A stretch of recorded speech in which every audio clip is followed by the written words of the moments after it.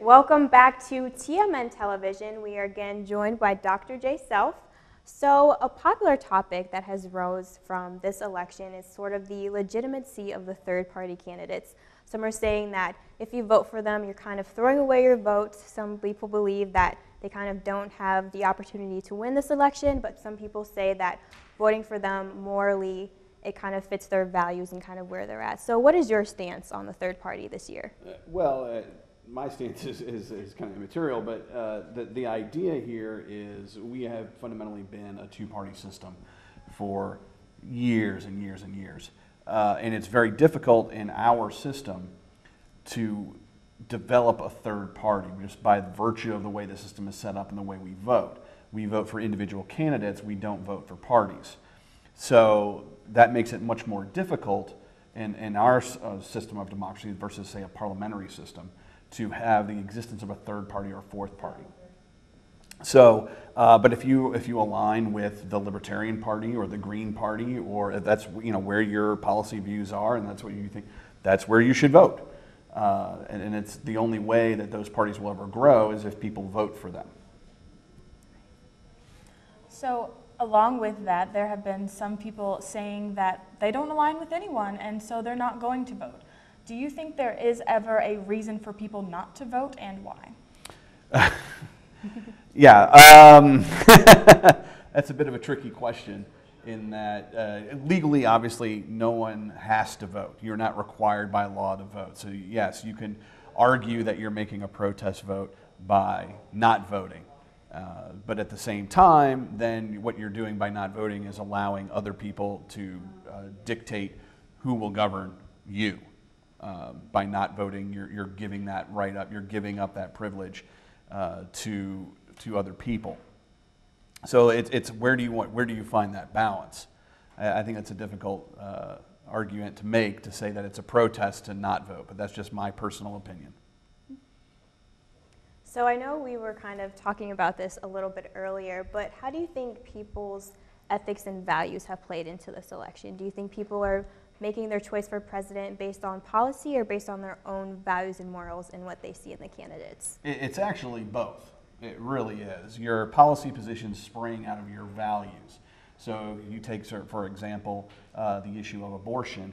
Obviously, your values are going to play a role in whether or not you think abortion should be legal or outlawed. So all of those mix together when you finally come to your decision about who you will vote for. Okay. What would you say to certain voters who are actually not voting for, I guess, their usual party because they feel that personally some candidates don't match their values and morals, but policy-wise they do? What would you say for individuals who are kind of stuck on that?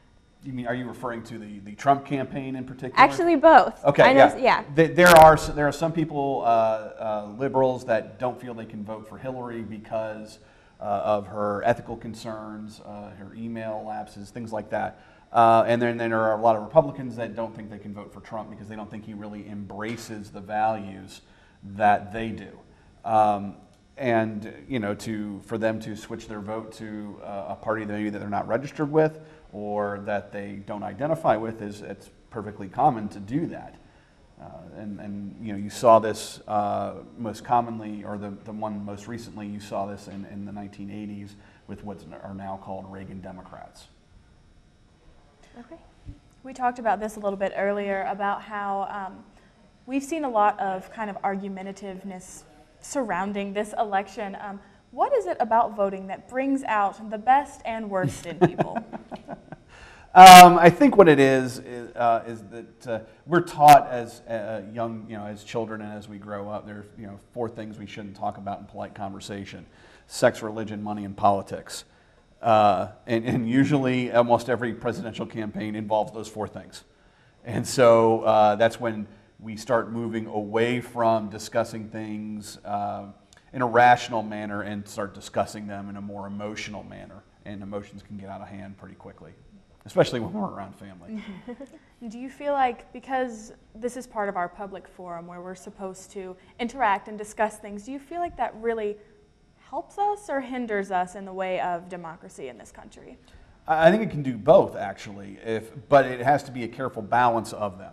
obviously, the system was set up to have rational discussion and argument and debate over the issues, and as a group, we would decide what's the best way to go, which is the best candidate, which policies do we think are the best for the country.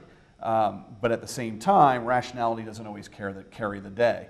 It is emotions that get us, that move us to go do things, right? So for example, if I were a smoker, I know rationally that I should stop smoking, it's bad for my health. However, it's the emotional appeal that's actually going to get me to do it. You know, it's the niece or nephew that tells you, well, I don't want you to die young, that makes you feel sad, that motivates you to get out and stop, to actually put the cigarettes down. And it's the same with voting. Ultimately, I was talking earlier today with my son, and he voted for the first time ever, and he said, it really wasn't that exciting. I said, no, it really isn't. It's not an exciting thing to do. You get a piece of paper, you fill in some bubbles, you turn it in, you get a sticker. It's not that exciting to do, but you need to have that kind of emotional commitment to it to go do it, especially if you have to wait online for a good long time in order to vote. Did you encourage people in your family to vote this year? Oh, I don't have to do that, No. but yeah, my oldest is the one who first was able to vote, and he's been wanting to vote for quite a while, because this is what I do. This is what I talk about all the time at home, so he gets kind of interested in it. So based on everything that we know coming up into this election, even based on some of the results that we've already found out, how do you see the final results playing out? There are going to be a few key states to watch, I think. Florida is one of the big ones. Mm-hmm. I think if Hillary Clinton wins that state, it's going to be really hard for Donald Trump to win. Other key states we need to look at are Pennsylvania, Michigan, and then Colorado and Nevada. And so those are going to be the telltale signs. But I think your first early call is Florida. If that one, depending on how that goes, will tell us a lot of what the night's going to be like. So, considering Donald Trump has already won quite a few states, if Donald Trump was to become president, he talks a lot about his history as a businessman. Mm-hmm. Do you feel that what he has done applies to being the president of the United States in the future? That's the argument he's made, and I don't know how convincing that argument can be. We've seen it on both sides where businessmen have run saying that my executive experience allows me to be a good commander-in-chief. The problem is when you're president, you can't fire Congress. You can't fire the Senate. You can't lash out at your stakeholders, which are the American voters.